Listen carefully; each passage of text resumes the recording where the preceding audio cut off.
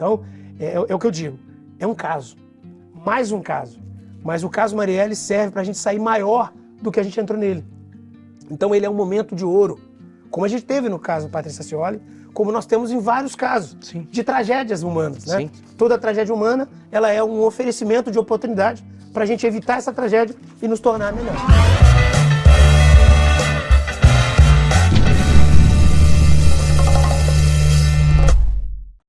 Senhoras e senhores, esse sim é um dos achismos mais esperados de todos os tempos.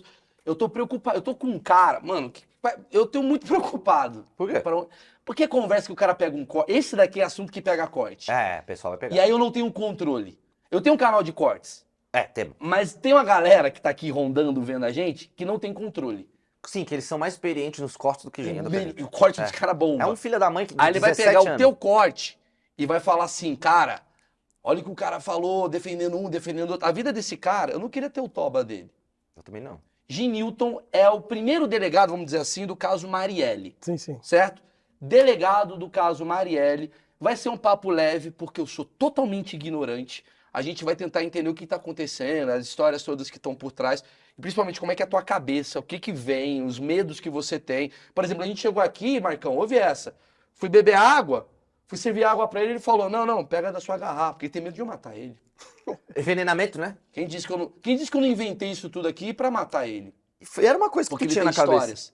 Você tem histórias importantes, não tem? Sempre. A gente vai falar disso aqui na timeline, ou seja, na linha do tempo, pode vir na descrição, tá separado por tema dessa entrevista. Então você fala, pô, Maurício tá interrompendo muito essa parte? Vai pra parte na frente e aí você comanda e controla a entrevista do jeito que você quiser. Toda segunda e quinta, achismos ao vivo. Eu preciso agradecer o patrocinador, Insider, muito obrigado. Só pra te falar, Ginilton, você é pai, né? Sim, de 2 filhos. 2 filhos. Você precisa dessa camisa da Insider. Eu sei que você vai falar, nossa, que nonsense, o cara falando com um advogado, com um delegado sobre patrocínio. Sim, porque ele é um cidadão normal. Ele usa roupa. E ele deve gostar de roupas o quê? Que assim que você pega, elas não amassam. Tá amassada, pega, ela desamassa, porque ela tem tecnologia. E aí, vou dar um cupom de desconto, porque Dia dos Pais está chegando e você não presenteia seu pai há muito tempo. Ah, isso acontece. Presenteie o seu pai, eu tô com um cupom de desconto aqui, Maurício12. Ó, especial Dia dos Pais, é ou não é, Marcão? E tem roupa bonita aí, hein? Roupa de pai. Roupa de pai, shortzinho. É muito bago pra fora. Esse né? é da hora, é um Senta, casual. aparece a bola. Isso daqui, ó, é maravilhoso. Tecnologia. Isso aqui é desamassa no corpo. É legal. É muito roupa de pai. Você achou bonita essa daí? Antiodor. Antiodor. É muito bacana. Isso aqui eu já vou levar. Antiodor é bom pra Eu pai. tô usando. Cadê o presentinho pra você? Se os seus filhos não lembrarem, eu estou lembrando. Pô, obrigado, Maurício. Obrigado. Você que é um pai pra mim. Imagina.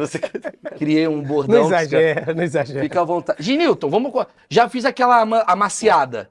Pra você olhar e falar, o menino é legal. Vamos agora pro papo.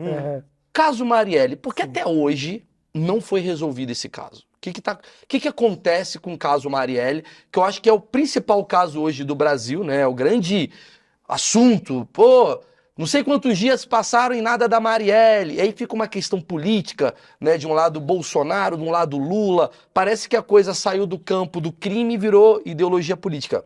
Queria que você falasse sobre o assunto, para começar. Vamos lá, Maurício. Na verdade, é um caso de muita repercussão. É um caso que merece até hoje repercussão internacional. Ele ultrapassa as fronteiras do Brasil. E é um caso muito complexo. Então, esses 2 elementos, por si só, já tornam o caso especial. Isso atrapalha, por exemplo, Muito. do tipo... Na verdade, tivemos outros casos de repercussão. No próprio Rio de Janeiro ou em outros estados como São Paulo, já tivemos casos de grande repercussão. Mas com tamanha complexidade, eu não conheço. Né? Eu sou delegado de polícia no Rio de Janeiro há 14 anos.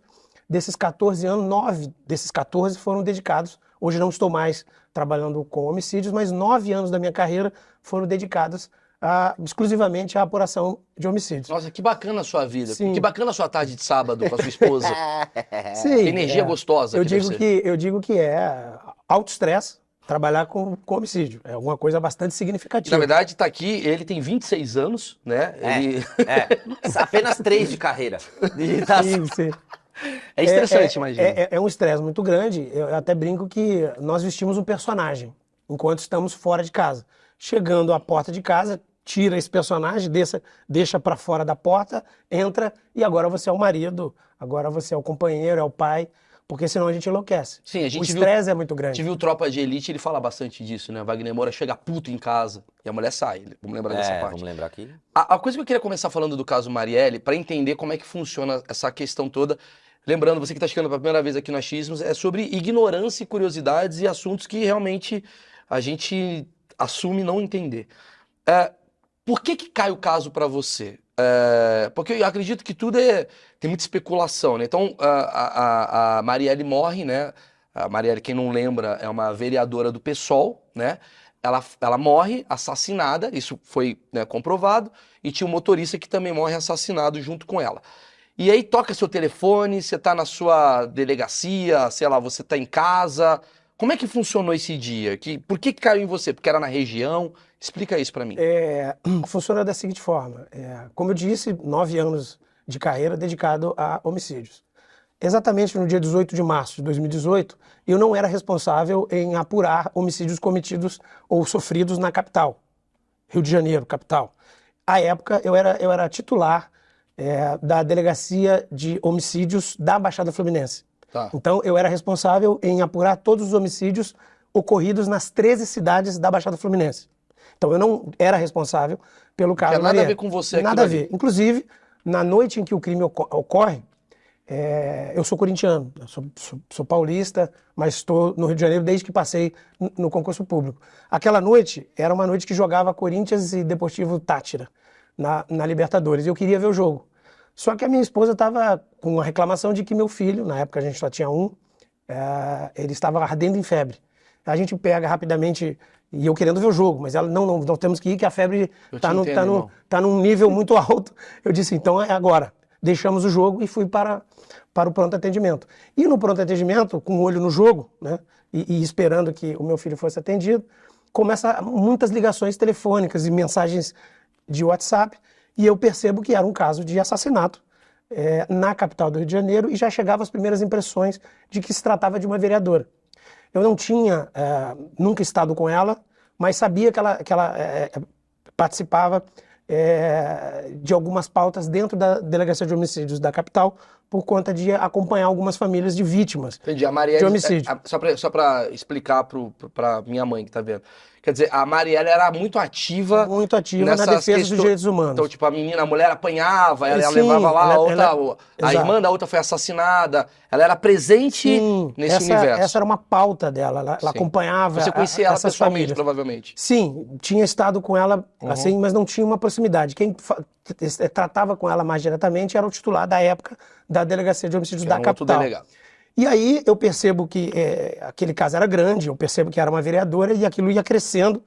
E nesse tempo de experiência a gente vai dimensionando rapidamente o tamanho que as coisas podem tomar, né? Mas não está comigo. Não era problema meu, vamos dizer assim. Sim, claro. Não dá pra você focar. Exatamente. Só que o Rio de Janeiro, recém tinha sido anunciada a intervenção federal. A Marielle morre no dia 18, no dia 13. Né? Antes. No dia 13, 3 dias antes, 5 dias antes. 5 dias antes, desculpa. 5 dias antes tinha sido iniciada a intervenção federal, anunciado o interventor, general Richard Nunes, e ele tinha acabado de nomear a nova cúpula da Polícia Civil. Estavam ocorrendo algumas modificações. Toda vez que muda a cúpula, troca-se titulares de delegacias. E eu vivenciava uma expectativa de sair da Baixada Fluminense, onde eu investigava homicídios, e assumir a divisão de homicídios, que é na cúpula da Polícia Civil, quem cuida de todas as divisões de homicídio. Você seria, tipo, quase promovido. Seria promovido e quase como um cara responsável por investigação. Não que você investigaria, mas você seria o cara, o titular da... Galera, deixa eu ver o crime aqui, deixa eu ver o crime aqui. Coordenaria. Eu passaria a coordenar a Delegacia de Homicídios da Baixada, da capital e de Niterói. Porra, bom, hein? Aí você perdeu essa expectativa. Não só o sábado, como o domingo também. Sim, sua esposa adorou essa promoção. Sim. E aí, nós não sabíamos o que ia acontecer. Né? Isso estava em Gênesis, isso estava ocorrendo e morre Marielle. Eu termino ali de acompanhar a minha esposa e vou para casa. No dia seguinte, dia 16 de março, então um dia amanheceu, eu estou indo para a academia, meu telefone toca. Quando o telefone toca, é meu braço direito, que trabalha comigo há anos, me informando que o chefe de polícia, que tinha sido recém-nomeado, o doutor Rivaldo Barbosa, estava querendo falar comigo. E eu imagino que é sobre transição, vai me convidar para algum cargo de gestão, e o meu braço direito disse que vai estar passando me apanhar, que era urgente, que a gente tinha que se direcionar até a cúpula, até a cúpula que é no centro da cidade, no prédio da chefia de polícia. E nós vamos conversando no carro do que se trata. Eu imaginando que seria a transição, e ele já mais experiente, tá? Tem 30 anos de polícia, disse, é Marielle. Nós seremos colocados no caso Marielle. E eu insisto, não, eu não acredito. O caso está na capital, nós estamos na Baixada, estamos bem. Eu acho que esse caso não será nosso. E aí, quando eu chego na chefia, ao subir o elevador, eu já percebo uma presença muito grande de repórteres lá embaixo, já acho estranho, estou subindo as escadas. Quando eu entro na sala do diretor, aliás, do chefe de polícia, ex-diretor da Delegacia de Homicídios da capital, ele está na sala, sentado, e ao lado dele está o Freixo, na época deputado estadual do Rio de Janeiro, a esposa dele, naquela época o delegado titular da Delegacia de Homicídios da capital, que estava ali, que já tinha começado as primeiras apurações, e me convidam para sentar, e nesse momento ele anuncia para o deputado, que representava ali, de certa forma, a família, o partido, toda a pleia de política do Rio de Janeiro, que eu estaria assumindo a investigação do caso Marielle. Foi exatamente assim que as coisas aconteceram. E rolou uma desconfiança, porque assim, se você está me falando que no dia 13 foi quando teve essa mudança federal, né, da Polícia Civil e tal, e você toma a frente desse caso, eu imagino que por ter uma coisa de envolvimento político por trás, e o Freixo tendo um partido, né, uma ideologia e tal, ele desconfia de você do tipo, por que é esse cara que está cuidando? Como é que foi isso para você? A bem da verdade, como o meu nome não era uma novidade, assim, então o Freixo já conhecia o meu trabalho, eu já tinha estado trabalhando na Delegacia de Homicídios da capital, em 2015 que eu assumo a Delegacia de Homicídios da Baixada Fluminense, então eu não era um nome inédito, né? Dentro do Rio de Janeiro as pessoas já me conheciam, não. Da oposição que entrou. Era um nome técnico para o chefe de polícia da época preparado para aquela missão. Tá bom. É importante chamar a atenção, Maurício, às vezes passa batido, né, para as pessoas, o que foi esse momento. Foi um momento absolutamente complexo e inédito, vamos colocar assim. Por quê? Nós estamos falando de intervenção federal. Né? É simples de colocar o quanto isso é inédito. O governador é o chefe maior do executivo de um estado. Sim. Você imagina que naquele momento, quando a intervenção declarada, sim, tornada pública, é como dizer o seguinte, o governador cuida da saúde, cuida da educação, mas da segurança não. Entendi. A segurança está acima desse cara. A segurança naquele momento passou a ser, no Rio de Janeiro, federal. Isso quer dizer que o presidente da República à época, Michel Temer, nomeou um militar que tomou conta, nesse 1 ano que durou a intervenção, da pasta da segurança pública. Na época, só para deixar claro, porque muita gente fala o Bolsonaro, eu quero entender, eu vou chegar na questão do Bolsonaro, porque chegaram com suspeitas e tal, mas o presidente daquela época do crime era o Michel Temer. Michel Temer. Sim. Esse é um dado bastante inédito na história da República Brasileira. Nós estamos vivendo uma intervenção federal. Claro. Né? Isso que é muito preocupante, você não concorda? Isso é algo que deixa ainda mais complexo o caso Marielle. Né? É uma intervenção federal, há muita dúvida sobre como que as coisas se darão. Muitos achismos. A partir daquele momento, começa a acontecer muitos fake news. A Marielle morre fisicamente porque foi brutalmente assassinada. E 2, 3 dias depois ela começa a morrer moralmente, porque começam a haver muitos ataques, muitas fake news contra a imagem dela. Sim. Né? Principalmente, eu vou te interromper algumas vezes, a gente vai bater, porque aqui é um bate-papo na entrevista. Eu trouxe aqui o Freixo, né? E eu trouxe aqui outro cara que é importante na história da Marielle, que é o Rodrigo Pimentel. Você deve conhecer o nosso querido... Capitão Nascimento! Capitão Nascimento. Sim, sim. E são dois lados bem distantes politicamente, né? Tipo, é um cara bem da polícia ali, o outro é um deputado estadual, como você falou, do PSOL no começo do período todo. Sim. E os dois são bem amigos, assim. A gente percebe que os dois, não amigos de sair pra tomar chopp, mas eles são respeito. Ambos Ambos, deixando claro, ambos falam que Marielle era uma mulher muito legal, no sentido de o que a fake news fala. Porque tem esse achismo, fala, Marielle morreu porque ela andava com traficante. A Marielle morreu, muita gente tem essa fake news que foi solta. Eu vou confiar em dois lados distantes, né, que são opostos, né?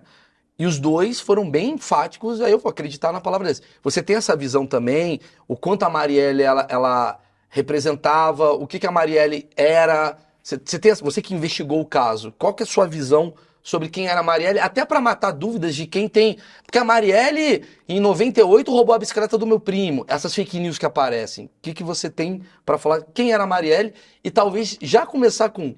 Por que você acha que ela morreu? Maurício, vamos lá, vamos por parte. A primeira coisa é muito covarde alguém destilar, da forma como foi destilada à época, as fake news todas. Porque nós que estávamos apurando tecnicamente o caso, nós afastamos tudo que se dizia da Marielle. Nada daquilo foi confirmado. Marielle era uma parlamentar, defensora de direitos humanos, muito ativa. Combativa. O Brasil, naquela época, já estava polarizado. Né? Muito polarizado. E uma polarização que eu entendo que não acrescenta, esse tipo de polarização me parece não acrescentar à democracia. Eu acho que, achismos, acho que democracia se faz com polarização sim, mas uma polarização programática. Ideológica. Uma programação de projeto. Sim. Os lados que estão polarizados apresentando projetos de direção. Ideias. Para que democraticamente nós escolhamos qual neste momento. Porque nada é eterno. Daqui 4 anos as coisas mudam. Concordo. E assim vai. O que nós víamos à época, e isso se repete agora às vésperas de outra eleição, e é preciso lembrar que quando Marielle morre, nós estamos no primeiro turno da eleição presidencial. Então, além da intervenção, a gente tem o pleito eleitoral em curso. Né? Nós temos ali uma polarização ideológica pré-eleitoral. Por isso que não tem como você distanciar da questão política que aconteceu. E veja... Pode até não ter sido, tem nada a ver, foi uma coincidência. Mas a gente chega à conclusão que muitos valores ali chegam próximo, porque, gente, foi uma questão política também. Eu acho que tem um pouco disso, e eu acho que é o momento da gente refletir seriamente sobre essa questão. Porque, veja, como eu disse, polarização é bom. Desde que seja programática e em cima de projetos e ideias. Ideia contra o que ideia. não pode, como nós estamos vivendo hoje, violência. De ambas as partes, nós estamos vendo uma polarização passional. Sim. Muitas vezes até afetiva. Sim. Não se vê projetos e programas. Verde e amarelo contra vermelho. Sim. Isso não é bom para o país. A questão da Marielle estava nesse entorno, nessa confusão que se fazia. Já estava rolando uma polarização. Não se buscava saber quem era a parlamentar Marielle, quais eram as causas que ela defendia. Buscava-se atacar porque ela estava de outro lado. A investigação, ela é técnica. São pessoas que tocam uma investigação. Mas eu tenho policiais que trabalham na minha equipe que têm posicionamentos político-partidários. Mas na hora H eles são cegos. Desde o primeiro momento, era meu papel dizer para eles que fique lá fora. Sim, claro. A investigação tem que ser técnica. E até aqueles que eu sabia que tinham uma inclinação mais para um lado do que para o outro, o tempo foi colocando para eles a certeza de que nós estávamos diante de uma pessoa que não merecia, como ninguém merece morrer, da forma como morreu. Veja, toda investigação tem uma peculiaridade que torna ela única. O caso Marielle tem algo bastante peculiar, que foi o seguinte: toda vez que um homicídio ocorre, há uma preservação da cena do crime e busca-se chegar à autoria a partir dos vestígios que são deixados nesse crime. No caso Marielle não foi diferente. Um dos importantes vestígios que todo crime deixa é o aparelho celular da vítima. Isso vale muito. Porque eu preciso fazer um estudo psicossocial daquela vítima. Por que ela morreu? Com quem que ela estava falando? O telefone dela é a vida dela, como é a nossa vida. Sim, hoje o nosso telefone não é mais algo para falar. Nós nos relacionamos através dele, é um computador de bolso. Aí você entra no telefone dela, vê o WhatsApp, exatamente. Vê essas Quando nós entramos para conhecer a Marielle dentro do seu telefone, do seu aparelho telefônico, a minha equipe me chama a atenção de que havia um aplicativo que registrava 1 ano de Marielle. O que eu quero dizer com isso? Isso é novidade. Isso não é comum acontecer. Ela tinha instalado um aplicativo que registrava todas as ligações que ela fazia e que faziam para ela. Meio que já, Um ano. meio A que primeira- já, tipo, apreensiva. Não, na verdade, essa foi a nossa primeira percepção. Maurício, você não é bom Né? policial, não. A nossa Tá primeira ligado? percepção foi essa, e é automática que se faça assim. E eu queria que fosse isso. Porque se fosse isso, eu já teria ali um indício para caminhar e descobrir quem foi que instalou, quando instalou, mas, para minha infelicidade, foi ela mesma que instalou. Sim. Porque quando a gente começa a vasculhar as visitações de sites, eu descubro o dia exato que ela procurou aquele aplicativo e ela mesma instalou. Rapidinho, você tem alguma noção por que ela teria instalado? Então, aí a gente acabou descobrindo que muitos dos parlamentares têm esse hábito. Tem esse hábito. Isso é comum entre eles. Né? Eu não tenho no meu aplicativo, não sei. Eu não tenho esse aplicativo, não sei se você, Não. não sei se você tem. Minha mulher mas pode ter instalado e eu não me sei. parece que os parlamentares gostam de ter essa segurança. Mas perceba, é nesse aplicativo que a gente tem a oportunidade de conhecer essa mulher, essa mãe, essa parlamentar, um ano para trás. Eu estou buscando, para além de conhecer ela, e eu, mais a equipe toda, se apaixonou por essa mulher. Nós nos apaixonamos por ela, pela pessoa que ela era, pelas causas, pelas defesas. E além disso, eu queria que esse aparelho me respondesse por quê, quem. Mas ele não me respondeu. Não estava lá a resposta que eu procurava. Qual que era a resposta que você procurava? Por quê? Quem? O que você viu A nesse... justificar. O que você viu nesse celular? O que tinha ali que você poderia falar assim, cara, você falou, pô, me apaixonei e tal. Por quê? Que contatos eram esses, assim? Todos os tipos, né? É como se eu pegasse o teu telefone agora e te destrinchasse Não faça do avesso. Porque, na verdade, você está relaxado quando você fala com as pessoas. Sim, Você é verdadeiro nas suas relações quando você está no telefone. claro. Né? Você conseguiu ouvir Todas as ligações que ela fazia e que faziam para ela. Entendi. Então Você- a gente Eu achei que era só, perfilou- eu achei que era só uma coisa do tipo Não. assim, de efetuações. Não, você Nós conseguiu ouvir. perfilamos o perfil psicossocial da Marielle por completo. que A Marielle mãe, doido. a Marielle mulher, a Brava Marielle com uma coisa, feliz com outra. todos. Agora, para pensar. Imagine se nós pudéssemos instalar em vários políticos brasileiros e ouvíssemos dele um ano. Isso é maravilhoso. Acaba a República. E aí eu tô dizendo para você, Ou com começa, todas as né? letras, para alguém que Começa. tem alguma dúvida acerca de Marielle. Não há dúvida. Não tenha dúvida. Foi uma grande perda para a democracia brasileira. Aí que tá. Existem indícios, achismos, você é o investigador, né? Você é o delegado do caso, mas que a Marielle estava combatendo alguma coisa que estava atrapalhando politicamente ali o Rio de Janeiro. Tem Pessoas isso? no Rio, É, né? pessoas no Rio, já foram faladas algumas questões do tipo, as pautas que ela trazia poderia... Não estou falando de Bolsonaro agora não, eu tô falando de Alerj mesmo, assim, né? Que ela estava ali trabalhando, ela era deputada, congressista, com a galera.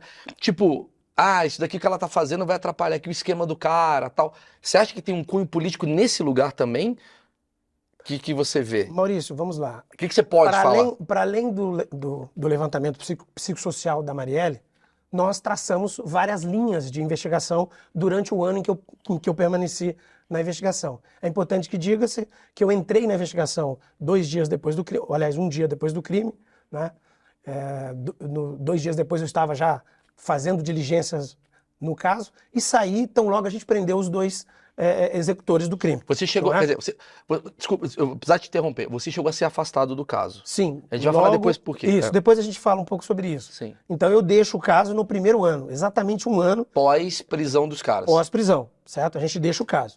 Nesse 1 ano, nós caminhávamos, como sempre caminhamos em qualquer investigação de homicídio, buscando os executores e buscando as motivações. Nós trabalhamos de forma paralela. A ideia, todo investigador, ele quer, ao cabo de algum tempo, e sempre o mais breve possível, ele quer encontrar quem matou, por que matou, como matou. Não é? Nós queremos entregar integralmente para a família e para a sociedade todas as respostas a todas as perguntas. Claro.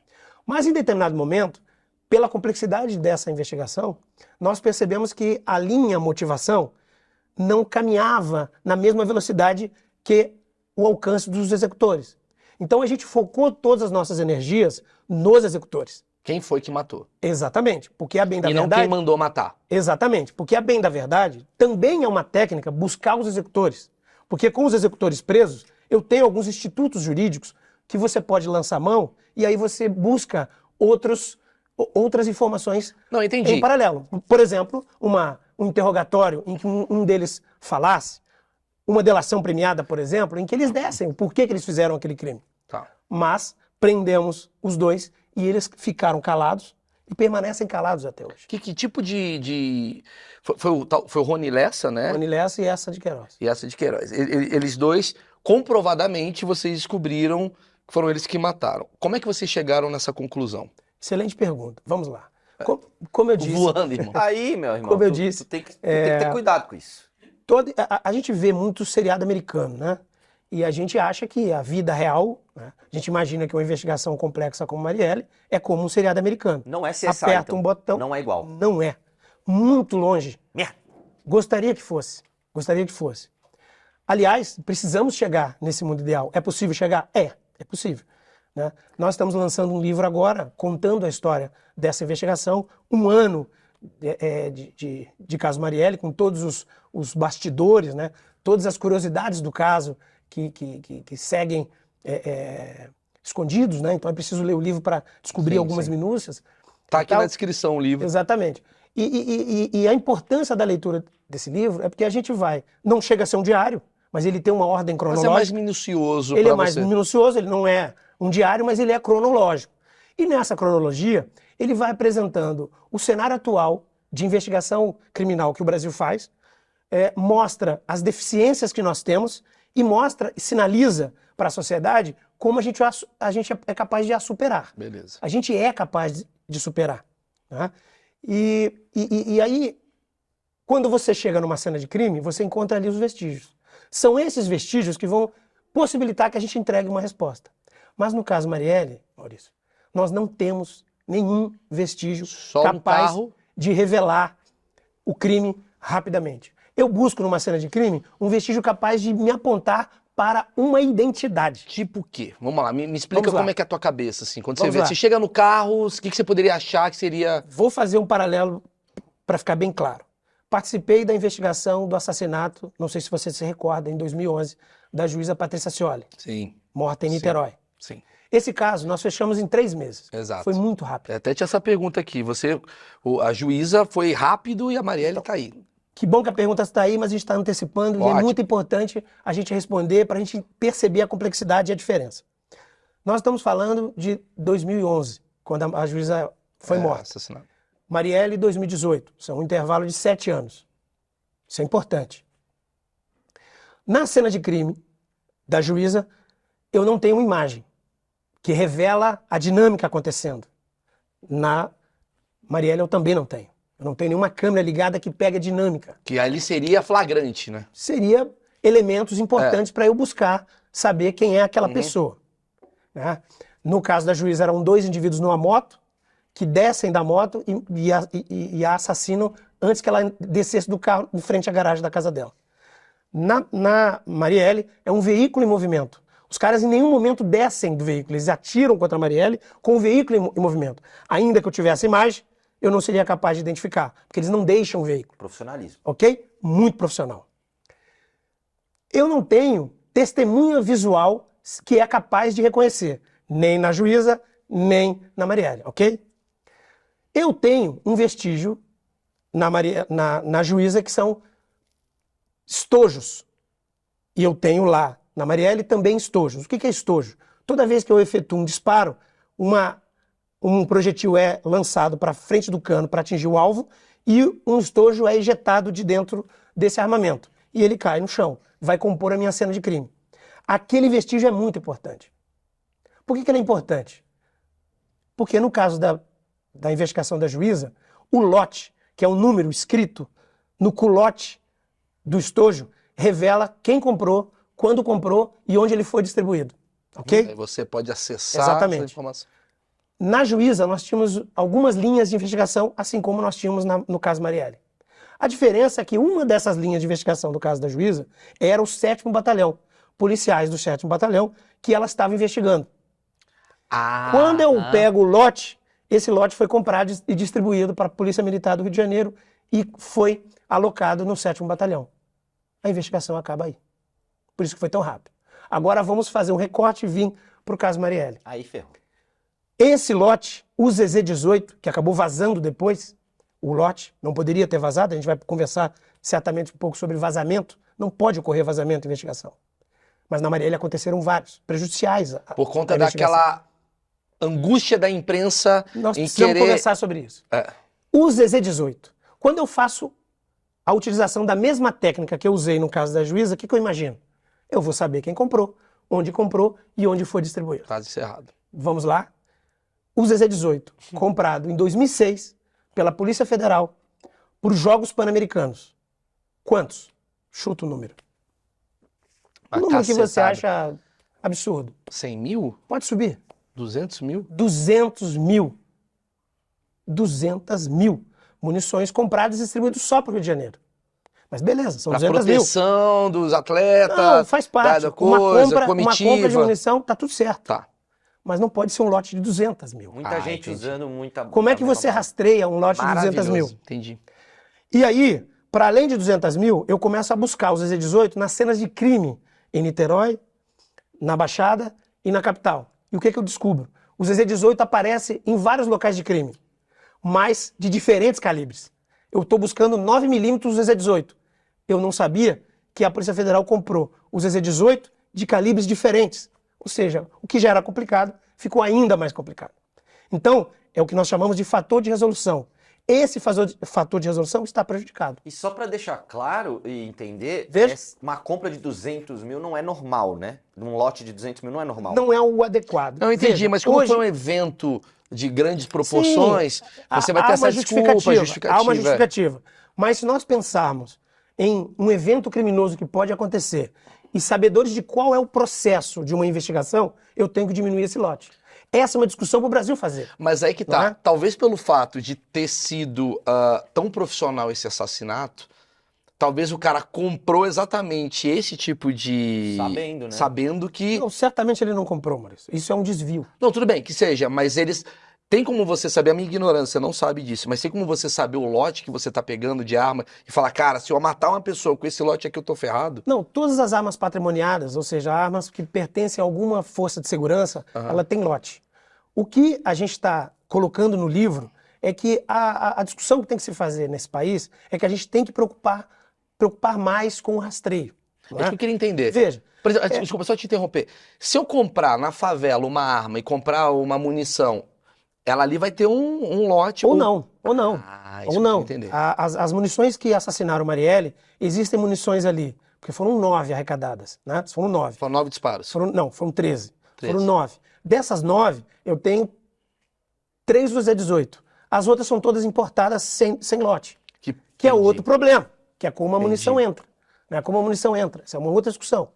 Hoje, o Brasil discute muito a questão da posse e o porte de arma. Né? O atual governo, que foi eleito com essa plataforma, é preciso dizer isso, é preciso dizer que democraticamente ele foi eleito e foi eleito com a proposta de facilitar o acesso à arma de fogo. E munição. Ok, e munição. Isso está posto, democraticamente ele foi eleito, isso está vigorando. Ponto. Eu, particularmente, não tenho nenhuma restrição a mais ou menos acesso à arma. Como investigador, me preocupa a questão do rastreio. Né? Eu não vejo nenhum problema que a gente tenha mais armas em circulação, nenhum problema. Desde que nós sejamos capazes de rastrear cada arma vendida e cada munição vendida. E qual a chance disso acontecer? A gente tem que se organizar para tal. Hoje nós não somos capazes. Então talvez seja o grande problema de liberação de... Eu tô tentando entender o que você tá falando. O grande problema hoje de você liberar arma, talvez seja, vai vir bala de lugares que são... Não dá pra saber se tem um lote, a coisa ficar... O que eu acho, Maurício, é que a gente tem que caminhar junto. Sim, a gente sim. pode liberar armas, Sim. mas também temos que aperfeiçoar o sistema Eu de acho que é rastreio. meio igual droga, né? Do tipo assim, se você vai fazer uma legalização, um controle e tal,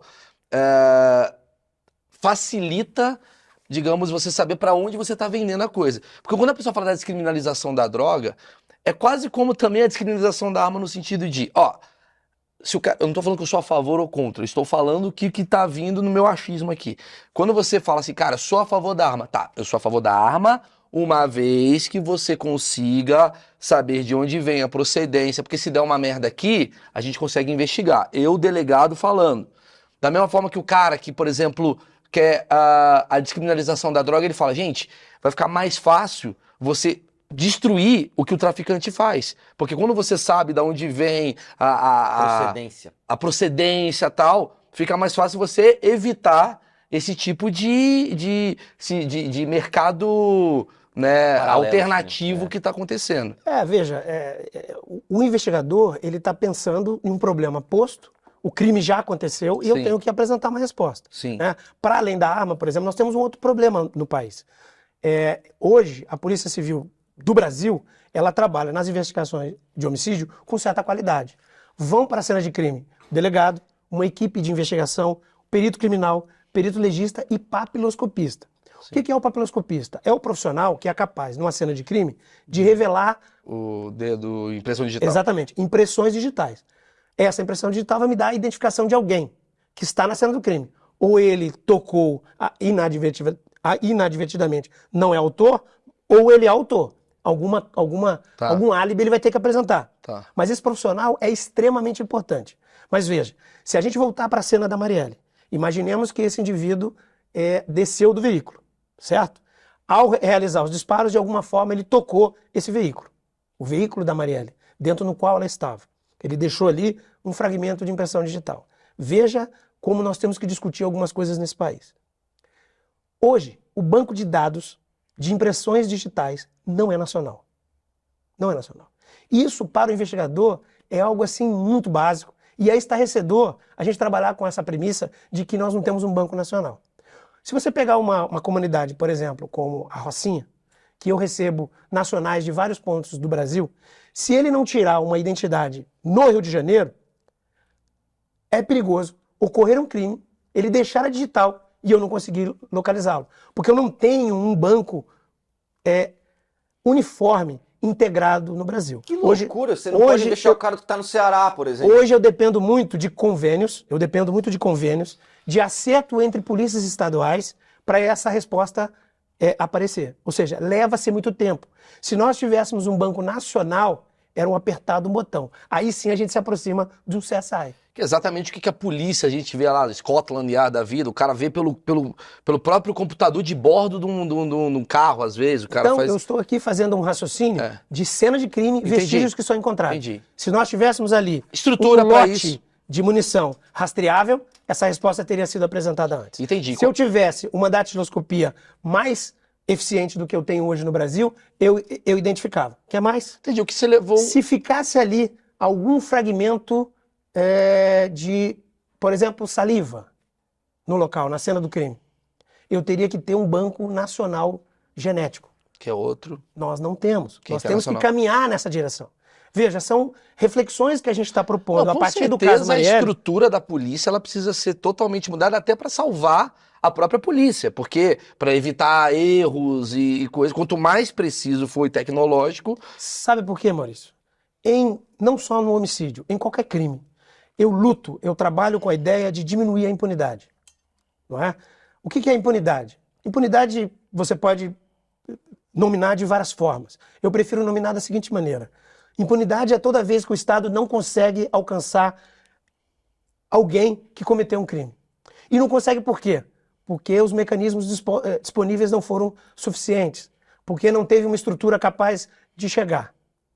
Então, impunidade, ela faz com que alguém se encoraje em cometer crimes. Em 2010, a Delegacia de Homicídio, no formato que ela existe hoje, ela foi instalada. Desse jeito que eu te falei, vai para a cena de crime, um delegado, uma equipe, perito legista, perito papiloscopista. Eu me recordo bem que eu estava no plantão, nós chegávamos 8 horas da manhã, Maurício. Nós nos preparávamos, entrávamos na viatura e saíamos fazendo locais de crime, ou seja, recolhendo cadáveres. Nós saímos 8 horas da manhã e voltávamos no dia seguinte, 8 horas da manhã. Nós não conseguimos voltar para a delegacia, tomar um banho, se alimentar melhor, descansar. Não, era um negócio de louco. A gente saía 12, 13 locais por dia. Mas perceba, quando esse procedimento começou a ser feito e o criminoso começou a perceber que nós estávamos trabalhando de maneira diferente, nós estávamos começando a identificar e prender, ele começou a mudar o modo de agir. E, naturalmente, vai se diminuindo a quantidade de casos. Estou falando de 2010. Em 2011, nós fizemos um levantamento, já tínhamos diminuído em 1.000 mortes em um ano. Por que diminuiu? Porque quem estava matando de qualquer jeito percebeu que não dava para matar de qualquer jeito, ele tinha que se aperfeiçoar. Claro.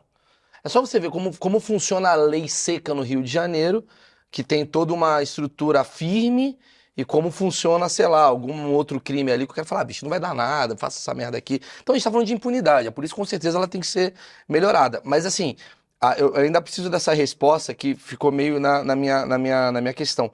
Como você chega no Rony Lessa? Porque você falou, beleza, descobri que o lote era daqui, o outro era dali, e aí... Como é que é? É tipo filme? Você faz uns desenhos na parede, põe os fios, daqui vem pra cá, o dia tal. Eu queria entender esse lado do delegado. Às 7 horas da manhã. Às 7h30 da manhã, Rony Lessa acordou. Como é que era isso? Bom, vamos lá. Muito tempo de delegacia de homicídio, muito material produzido.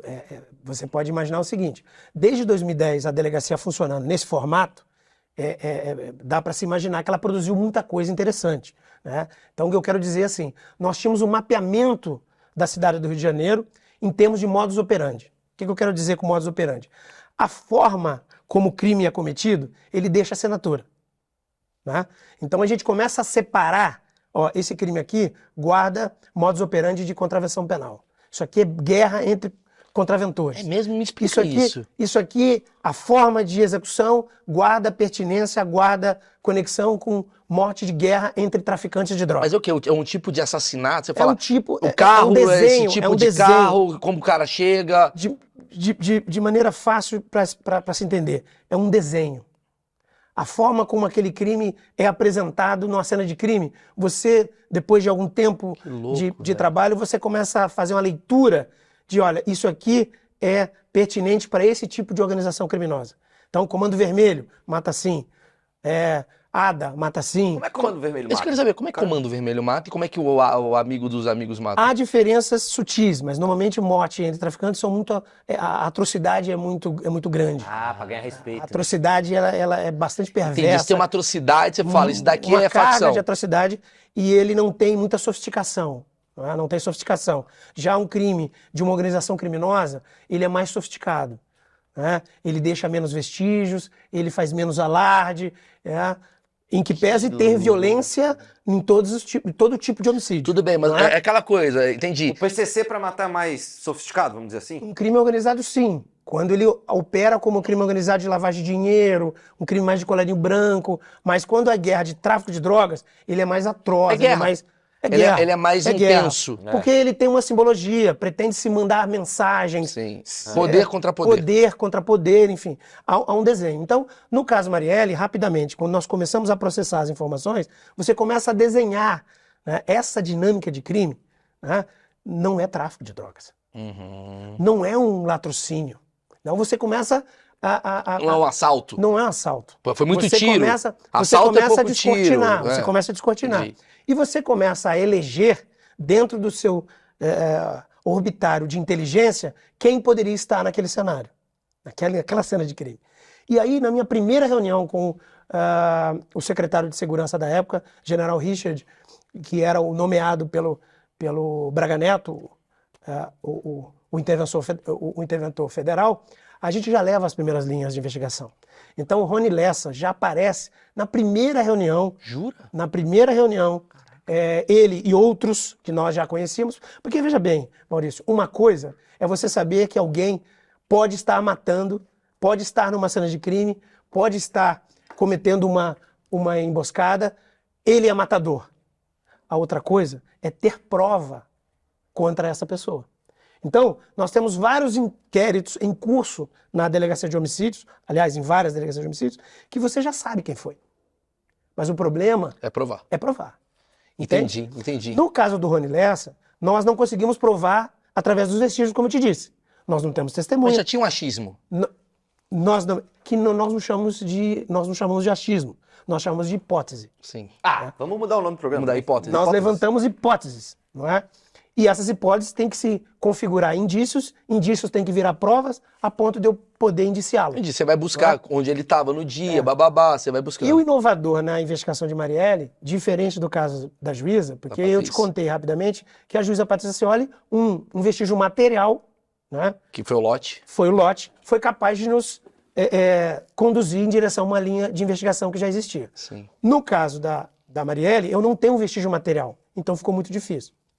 Mas em determinado momento, quando a investigação já está por volta de setembro, outubro, a gente recebe uma informação, uma denúncia anônima, porque naquela altura do campeonato, como eu tinha todos os possíveis eleitos para estar naquele cometimento de crime, nós começamos a desenvolver inquéritos paralelos e apertar todos eles.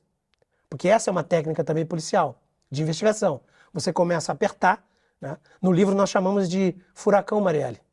Né? E o Furacão Marielle me pegou e pegou muita gente. Né? Muita gente... Explica isso, o que que é esse aperto? O que que é? Você vai mais contundente para Não, uma cena? nós temos técnicas policiais e de inteligência, sobretudo, e como eu tenho vários inquéritos em andamento na Delegacia de Homicídios sobre homicídios desses grupos criminosos, desses matadores de aluguel, era hora de colocar esses inquéritos um pouco mais para correr e trazer todos esses personagens para dentro da Delegacia de Homicídios e ir trabalhando eles nesses inquéritos paralelos e aproveitarmos também para tratar esses grupos dentro da Marielle. Entendi. E é óbvio que um furacão desse girando, ninguém tá querendo estar dentro dele. Então, aquela técnica que foi utilizada e é sempre utilizada em investigações complexas, ela acabou gerando fruto, que foi uma denúncia anônima que entrou, dando da onde saíram os autores e quem estava dentro daquele veículo. Nos deram o modelo do carro, que nós já tínhamos, quem estava e quem estava no suposto mando. Era uma informação. Mas veja, muitas informações entraram. Vou te assegurar que essa investigação, por conta da repercussão, foi a investigação que mais recebeu informações anônimas. Mas algumas cruzadas, algumas erradas. De todos os tipos que você imaginar. Porque deve ter gente falando oposição. Gente que sonhou, gente que psicografou o autor, teve de tudo. E a gente não pode descartar nada. Tanto que nessa investigação a gente separou um grupo de policiais só para fazer checagem de denúncia anônima. Ah, lógico. É um dispêndio absurdo de energia, Lógico. Mas você tem que acreditar sempre. Uma porrada de cara que vai no supermercado que não tem nada a ver. Exatamente. Usa-se muito nesses momentos para fazer disque vingança, né? Tipo, eu tenho uma divergência com determinada pessoa, digo sim. que é ele que está no carro, digo que é ele que matou para fazer a polícia ir lá. Foi meu ex-marido que matou a Marielle. Aconteceu o tempo inteiro. Jura por Deus? Aconteceu o tempo inteiro. Muitos casos. Muitos casos. E aí nessa... Isso não é um crime, desculpa. Sim. Tá. Isso é falsa comunicação de crime. Tá. Depende do cara também. Não, porque eu tô falando isso, chato. porque vai que dá ideia pro cara, pô, vou sacanear o crime, irmão, isso dá merda. Só não estávamos diante de crime porque você não consegue identificar quem fez a denúncia, né? Porque é anônimo. Ela é anônima. Tá, tudo bem. Mas quando essa denúncia anônima entra, eu preciso, aliás, toda denúncia anônima que entra, nós chamamos de informação preliminar. Tá. E ela só vai virar um indício ou uma informação Quando tem uma comprovação de checagem. quando você qualifica. Nós chamamos tecnicamente de qualificação da informação. Claro. É quando você checa.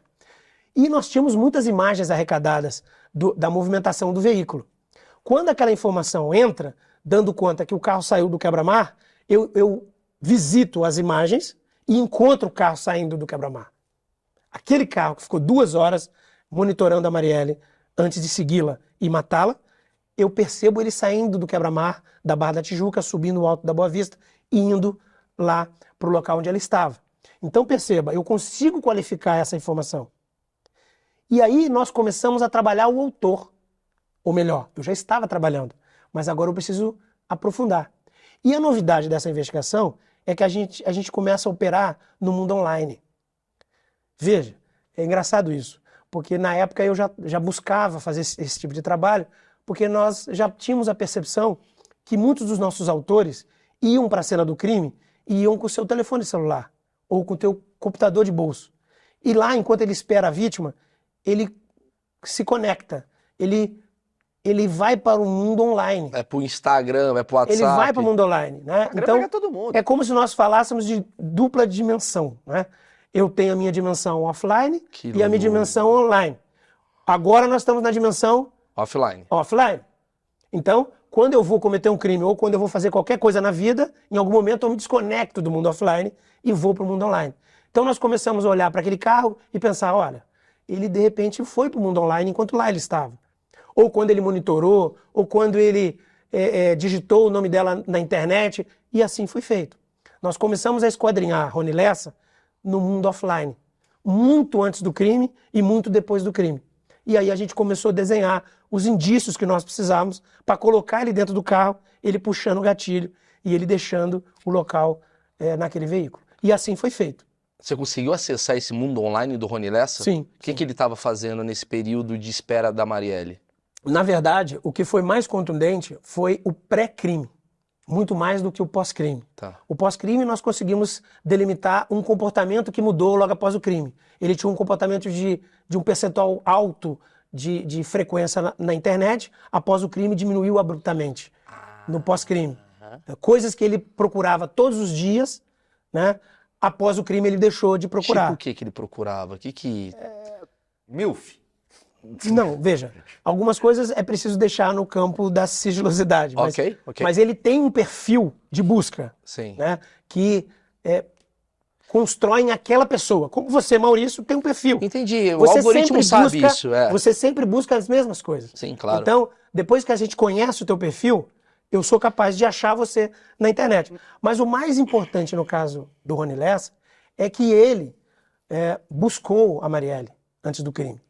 Ele fez um rastreio no dia anterior da Marielle, numa reunião que ninguém sabia que ela estaria. Ele descobriu um endereço que nem nós conhecíamos naquele momento. Google procurando. No Google. Ah, Ele tinha uma informação privilegiada e um momento em que ela esteve com o marido dela, o ex-marido dela, um dia antes do crime, ele pesquisou aquele endereço. E perceba, não era o endereço do portal de segurança, que é onde nós alocamos todas as informações de todos os cidadãos do Rio de Janeiro. Era uma informação do tempo que ela era casada. Era o endereço do ex-marido. Então era uma informação muito privilegiada que só alguém que está no encalço, só alguém que está buscando, premeditando, alguém que está buscando pela vítima, o faria. E existem outros indícios que no momento oportuno serão apresentados no Tribunal do Júri. Porque, a bem da verdade, é preciso dizer o seguinte: Rony Lessa e Elcio de Queiroz estão indiciados, pronunciados e vão a julgamento popular, em breve. Sim. Né? Aliás, essa é uma questão que eu coloco sempre. Né? Dentro das muitas peculiaridades que a gente desenha no livro, numa perspectiva de que a gente tem que usar o caso Marielle para melhorar enquanto país, enquanto polícia judiciária, enquanto país capaz de dar uma resposta, nós já teríamos que ter julgado. Né? Nós vamos para 4 anos e eles não foram julgados ainda. Por que não foram julgados? É uma pergunta. É importante que a justiça acelere. Até porque, para a própria defesa deles, é importante que eles se apresentem. Por que eles não foram julgados? Eu não conheço, né? Eu não sei as razões certas. Né? Como eu disse, eu participei até a prisão. De lá para cá, houveram algumas trocas de delegados, se eu não me engano foram 4 delegados, mudaram os promotores também do caso. As promotoras que atuaram comigo na época, no primeiro ano, já não estão mais. E eu não sei exatamente o que aconteceu depois da minha saída. Isso. Mas eu não sei se foi uma questão processual. Então vamos lá, vamos fazer essa linha do tempo. Você estava lá vendo o jogo do Corinthians, aí te ligaram, pô, a partir de agora você vai cuidar desse caso. Chegou o cara novo que entrou, te botou, aí de repente tua vida mudou, né? 100%. Você tá lá vendo, vai atrás do negócio do Rony Lessa, descobre. Você foi o cara que descobriu que Rony Lessa e o tal do Essa foram os caras que cometeram assassinato. E de repente tu é afastado do caso. Por que você é afastado do caso se você é o cara que tá desde o início, você é o cara que comprou esse crime na planta, vamos dizer assim. Você sabe tudo. O cara que mais sabe do crime. Essas mudanças, minha ignorância pergunta, essas mudanças não são contraproducentes? Porque vai vir um outro cara com outro pensamento, com uma nova técnica, um novo jeito de pensar. Aquele negócio assim, o que ele tinha feito lá mesmo? Como é que vai ter que parar tudo, vai ter que ler os livros primeiro, vai ter que entender quem era, tudo que você já tem. Por que troca? Vamos lá. No livro, a gente conta, como é um livro cronológico, eu conto exatamente como se deu esse processo de mudança e coloco lá as minhas percepções pessoais, né? A mudança, tanto na polícia, quanto no Ministério Público, quanto no Judiciário, que são os atores de persecução penal, que a gente diz, são aqueles atores que lidam com a questão do crime e a condenação. Desses operadores, né, delegado, promotor e juiz, quem mais sofre um pouco mais de, vamos dizer assim, de ingerência é o delegado de polícia, pensando nas carreiras jurídicas, Claro. vamos dizer assim. Porque a carreira do delegado de polícia, ela não tem ainda, nós precisamos caminhar nessa direção, as mesmas garantias que tem, por exemplo, um promotor ou um juiz. Então, mexer com um delegado de polícia é mais fácil, vamos dizer assim. Até há uma lei federal, 2.850, se eu não me engano, que tenta enrijecer um pouco essa mudança. Por exemplo, se um delegado titular está cuidando de uma investigação, ele é titular da delegacia X. Para mover ele dessa delegacia para outra delegacia, o superior a ele, quando vai movê-lo, tem que justificar. Sim. Mas uma justificativa que dá para se fazer com muita tranquilidade. Mas qual foi a sua? Vamos lá. Então, a mudança, ela faz parte da carreira, né? Quando a gente entra Até porque demorou muito também e tal. a gente tem a seguinte certeza: tudo é muito incerto. Tá. Na carreira de delegado é isso. Hoje eu estou na homicídios, amanhã eu estou na roubos e furtos, amanhã eu estou na defraudações. Não existe um cara que fica 50 anos Não, no homicídio? não existe. Ah, não sabia disso. Assim, há entendimentos de dois lados. Há quem diga que isso é contraproducente, porque perde-se conhecimento. Clean. Mas, por outro lado, há quem defenda que também é producente na medida em que você possibilita, numa investigação, um outro olhar. Vamos imaginar, no meu caso. Uma motivação também, né? Eu fiquei 1 ano no caso. Vamos colocar que não foi um ano tranquilo. Sim. Foi um ano bastante estafante. Eu cheguei ao término do dia da coletiva, quando nós entregamos os executores, eu estava no almoço, eu disse para o governador, preciso de férias. Porque a entrevista coletiva foi no Palácio, né? O tamanho do caso pediu que a entrevista coletiva fosse no Palácio de Governo. Eu disse para o governador, eu preciso de férias. Porque era um ano... Quem era o governador? O governador Wilson Witzel. Né? Eu disse que eu precisava de férias. Ponto. Então eu ia descansar 30 dias. Né?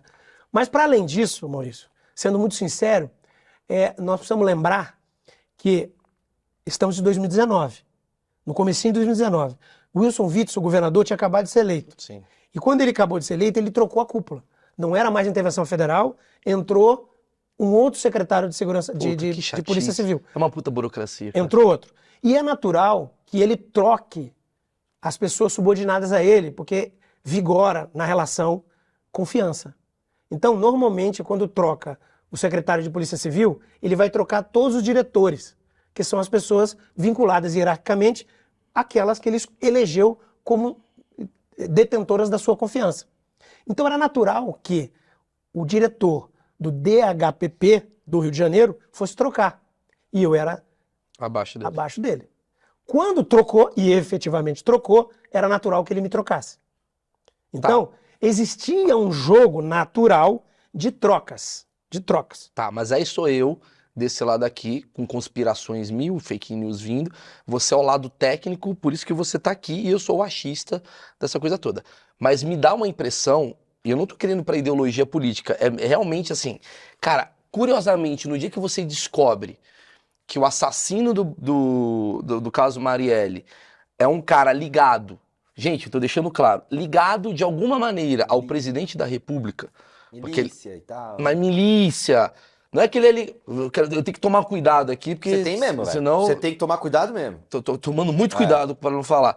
Mas ele é ligado na questão de o cara recebeu honrarias de um presidente, ele tinha uma relação com os filhos do presidente, tanto que o Jornal Nacional, não Maurício Meirelles, faz uma matéria, fazendo uma ligação, caramba, e aí tu sai do caso. O que leva aos ignorantes como eu, de plantão, a analisar? Ei, eu acho que tá ficando pesado ali a situação, vamos tirar o cara aqui, vamos botar um cara que fala, ih, galera, eu acho que agora... Temos outra linha. Não, vamos pra esse caso. Não, esse caso é legal, mas vamos ver desse jeito aqui, e é a minha visão, óbvio. Talvez o delegado, eu tô sendo tão coerente, o delegado que te substitui pode ser o melhor cara do Brasil, caramba, o cara resolveu outras coisas. Mas o meu achismo, que é o programa aqui, me leva a crer aqui. Não é estranho? Porque tá acontecendo um negócio, tá aparecendo gente e de repente troca o cara, agora é o outro. Bom, vamos lá. Você entende como cidadão, não como delegado, eu tô fazendo uma pergunta muito delicada até pra você, mas você entende como cidadão, talvez essa coisa do tipo, Não cai bem, não cai bem. não é uma coisa meio... Não, o vamos time lá. tá indo bem, o técnico tá ganhando, aí de repente troca o técnico. E daí e assim, Eu sei que é natural. Sim. corroborando essa questão do normal, que nem você falou, né? Muda o cara da confiança e tal. Mas isso não é um caso normal, né? Então, tanto é que você deu uma coletiva no Palácio do Governo. Então, não deveria também ter um cuidado com isso, para as pessoas não acharem isso? Pra não acharem, pra não ter essa especulação ignorante minha, por exemplo. Bom, vamos lá, Maurício. Sendo muito sincero, foi uma decisão. Sim. Alguém decidiu assim, correto? Você sabe quem foi esse Durante a alguém? durante a intervenção federal, era nosso desejo, e aí estou sendo muito sincero quando digo isso, era nosso desejo entregar o caso durante a intervenção. Pronto. Porque durante a intervenção a gente teve todas as condições, tudo que nós precisamos, dentro de todo um cenário de dificuldade que o Rio de Janeiro apresentava na A época. estrutura. De falta de estrutura. A intervenção se empenhou porque eles queriam que a resposta fosse deles. Então, existiram várias crises durante a intervenção, inclusive crises que afetaram a própria Delegacia de Homicídios, milicianos que deram entrevista no Jornal Nacional, estando no Presídio Federal, por carta, acusando a Delegacia de Homicídios de estar fechado com a milícia e pegando dinheiro, suborno, etc. e tal, e muitas outras coisas. E a intervenção não se deixou abater e manteve todo mundo no teu posto. Não acreditou nas fake news. Não sei se você se recorda, essa investigação é tão inédita que, além da intervenção, ela teve investigação da investigação. O secretário nacional de Segurança Pública, Raul Jungmann, dá uma entrevista coletiva em rede nacional dizendo que instaurar uma investigação para me investigar. Eu, tocando o caso, 1 ano de absoluto estresse, eu virava para minha esposa e dizia: amor, olha só, estou ouvindo boatos de que nós vamos sofrer uma busca e apreensão. Né? Vela pelas crianças, vê como você vai dormir, porque é perigoso que a Polícia Federal bata aqui, porque nós estamos sendo investigados. Eu fui para o grampo, eu tenho certeza que eu fui para o grampo.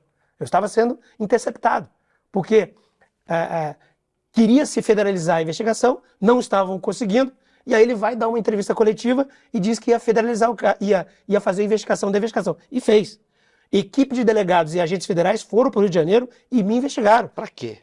Porque havia suspeita de que nós estávamos mancomunados com alguma linha de investigação. No caso, que qual nós estávamos que eles achavam? preservando, que nós estávamos fechados com algum lado. Tá. Nesse período... Mas deixa Desculpa, só, por favor. Maurício, por favor. Então, quem estava com a caneta era a intervenção. E a intervenção bancou todas as fake news, todas as teorias das conspirações e manteve todo mundo nas suas funções. Certo. Então, uma decisão política. Quando o governador é eleito e ele tem a caneta e ele escolhe o secretário, é dado a ele um momento de decidir politicamente o que fazer. A minha saída está nesse cenário de decisão política. Se acertada ou não, só o tempo dirá. Tudo bem. Entende? Entendo. Eu tenho uma compreensão e respeito quem decidiu que era essa a solução. Não, entendo. Se me deixasse no caso, permaneceria no caso. Sim. Porque Profissionalmente. eu cumpro ordem. Claro, claro. Eu sou um Eu entendo, profissional mas assim- absolutamente hierárquico. Agora, a história está se encarregando de... Não, tudo bem. A questão não é sobre você. Mas assim, vamos lá. Nesse período, cara, tu não entrou num crime tradicional, vamos dizer assim. Você Sim. entrou num crime que, porra, o Brasil fala até hoje e tem muitas linhas políticas por trás. Nesse período, além de ser um inferno o teu trabalho, por conta do peso e da pressão, tu sentiu ameaças? Tu recebeu coisas assim do tipo, bicho, tem coisas que estão vindo aqui que eu nunca imaginei. Assim, de lados, ó, se você falar isso, vai dar merda. Se você não falar isso, vai dar merda. Como é que foi essa parte? Sim, por volta de agosto, setembro, por aí, a gente recebia muitas denúncias anônimas, né? E uma dessas denúncias anônimas que nós recebemos dava conta de que a minha casa estava sendo monitorada e que indivíduos iam me matar quando eu saísse de casa. À época, o Rio de Janeiro estava numa crise absurda. Eu dirigia uma S10 branca, caindo aos pedaços. Caindo aos pedaços para ir trabalhar. Nós estávamos num momento muito difícil da segurança pública do Rio de Janeiro. E eu pensava comigo, pô, é com essa caminhonete que vão me pegar. Que né? merda, velho. Eu não tenho o que fazer, eu vou ser morto. Pegar malzão na foto. E aí porra, eu pega busquei qualificar e a inteligência da época disse, olha, Não dá pra nós você temos andar que com essa tomar, C10. nós temos que tomar uma medida. E eu me recordo, a situação estava tão ruim que eu me recordo de procurar o chefe de polícia dizendo, doutor Rivaldo, eu preciso de uma proteção, estou preocupado com isso aqui. Estou preocupado, é uma denúncia dando conta que vão me pegar. E ele disse, olha, não temos viatura blindada. Puta que Faz um procedimento. Faz um procedimento. Faz um Cara, o Rio processo. de Janeiro não pra tem uma pedir. viatura blindada. Mas hoje está muito melhor. Não, tudo bem, O mas Rio de Janeiro melhorou muito. Pô, mas na mas isso não época, faz muito tempo, né, mas a delegado? Isso época, aí- mas a época foi brabo. Eu liguei pro General Richard. Por isso que eu estou dizendo, assim, a intervenção pode se fazer com a crítica que se queira sim. com os militares. Mas nesse aspecto foram muito fechados e muito comprometidos com a causa Em ajudar. Investigação Marielle. Liguei para ele disse, não, nós vamos dar um jeito.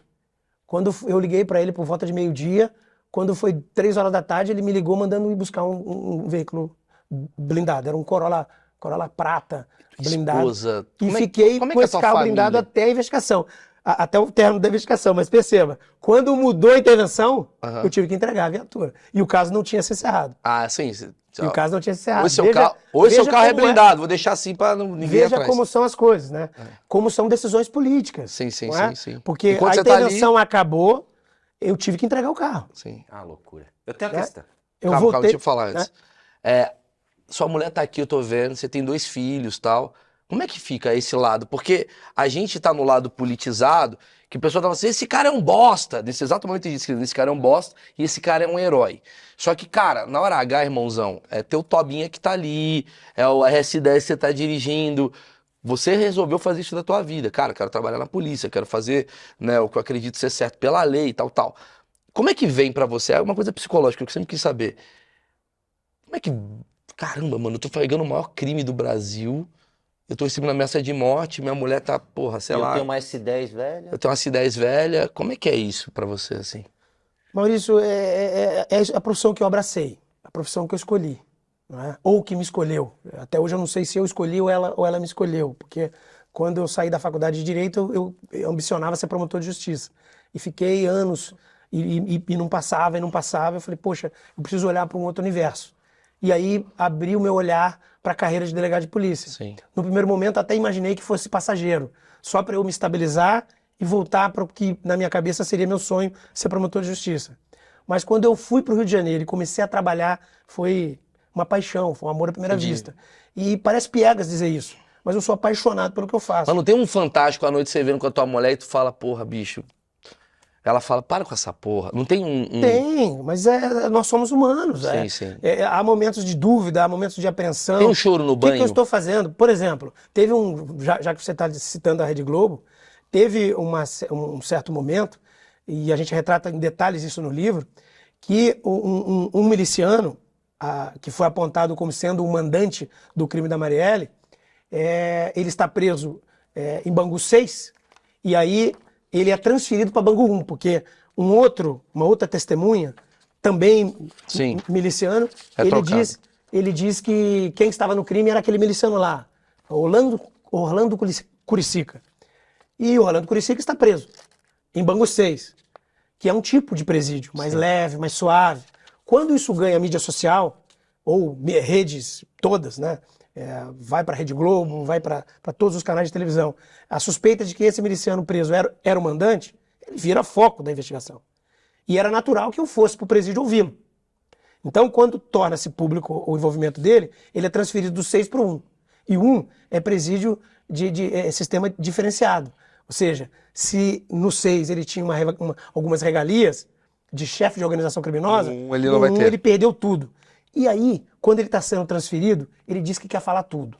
Que quer dizer o que aconteceu, que ele não vai segurar Perdeu os nada. benefícios? Beleza. Eu ligo pro general e digo, general, ele disse isso mesmo? É isso mesmo que ele quer falar?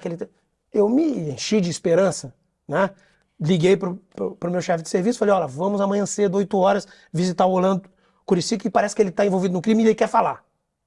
Eu vou pro presídio no dia seguinte, cheio de esperança de que eu vou fechar o caso.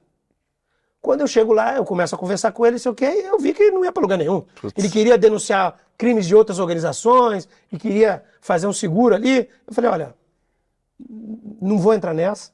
Se você não tem nada para falar do caso, eu não quero nada contigo, estou indo embora. Eu narro isso com detalhes no livro, porque tem um determinado momento que ele baixa a cabeça, assim, há um silêncio na sala, e fala, pronto, fechei o caso. Sim. Aí ele levanta a cabeça e Aí volta e tudo. não avança. Beleza, eu vou para casa. Quando eu já estou em casa, já à noite, eu vejo o jornal, um jornal desses Fantástico, da Globo. O advogado dele vai e diz no microfone que eu fui até o presídio e o ameacei. Meu Deus. Se ele não assumisse o caso Marielle, eu ia mandar ele para o presídio federal e ia embuchar um monte de homicídio nele. É assim que funciona. Contra-inteligência. Isso foi durante a semana. Quando chegou no domingo, o Fantástico fez uma matéria enorme, colocando o Orlando Curicica falando um monte de coisa. Isso está detalhado lá no livro. A minha mãe me liga. Minha mãe viu o Fantástico e me liga. Aos prantos. Até então, estava passando batido para minha mãe. Mas quando a matéria do Fantástico é sobre produzida você. no sentido de que eu tinha ameaçado o miliciano, a minha mãe, que nunca nada disso chegou para ela, surtou. Me ligou chorando. Filho, isso é verdade, eu quero que você venha embora agora. Falei, mãe, não é assim que funciona. Como é que eu vou embora para casa? Eu sou delegado de polícia, é meu trabalho. Gente, eu tô saindo do caso porque minha mãe... Imagina que maravilhoso. Não tem Minha mãe tá jeito. preocupada. Minha mãe acaba comigo. Então, viu? é uma loucura de fato, Maurício. Entendo. Mas é a nossa escolha. Entendo. É a profissão que eu abracei ou me abraçou e eu sou realizado. Minha esposa tem que ser compreensiva. Eu procuro deixar o personagem para fora da sala, Tá. de casa. Tento desligar e usar a minha família como válvula de escape. Você tá me falando da coisa do jornal, né, que fez a matéria e tal. O quanto a imprensa, o quanto o jornalista, que o jornalista ele tá preocupado com furo e não tá nem aí se isso pode prejudicar ou não o caso, né? Eu tenho uma raiva às vezes dessa galera, porque tipo, sabemos o que aconteceu para bombar no UOL da vida, né, qualquer outro tipo de jornal, Jovem Pan, pronto, para não falar dos dois. E eu imagino o quanto isso, queria ouvir da tua palavra, atrapalha você, o quanto o Twitter atrapalha você, o quanto o jornalista atrapalha, porque tem muito jornalista bom, mas o quanto jornalista ruim atrapalha você? Vamos lá, Maurício, essa pergunta é excelente, excepcional. O bom plano. Por quê? Porque o livro e essa investigação, né? Quando eu falo o tempo inteiro do livro, eu quero dizer que o livro... Tá aqui o livro, deixando claro o aqui, ó, livro quem matou o Marielle? Conta Essa é a pergunta. alguns momentos em que essa questão, investigação e mídia, no meu entendimento, não sei se o eleitor vai chegar na mesma percepção, o quanto é prejudicial se a gente não souber equilibrar isso. Porque eu tenho a compreensão de que o direito à informação, ele é fático, ele é necessário. A sociedade, a família, precisa saber do que está acontecendo com a investigação.